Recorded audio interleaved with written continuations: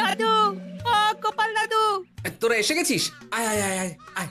মন্ত্রী মশাইয়ের মুখ থেকে অনেক খবর পেলাম। তাই নাকি? কি শুনি?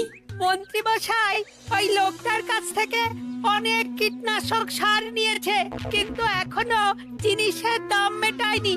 হ্যাঁ, ওই জন্যই তো মন্ত্রী মশাইয়ের উপর লোকটা খুব রেগেছিল, হুমকিও দিয়েছে 1 সপ্তাহের মধ্যে জিনিসের দাম সব মিটিয়ে দিতে হবে। তাই নাকি?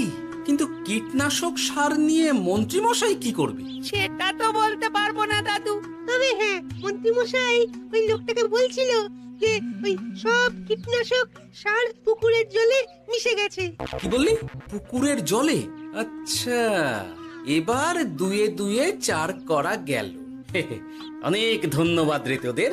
বল বল তোরা কি খাবি? কিচ্ছু লাগবে না গোপাল দাদু, তবে ভোলা বয়ের আর মিষ্টি খাওয়ালে। আচ্ছা আচ্ছা,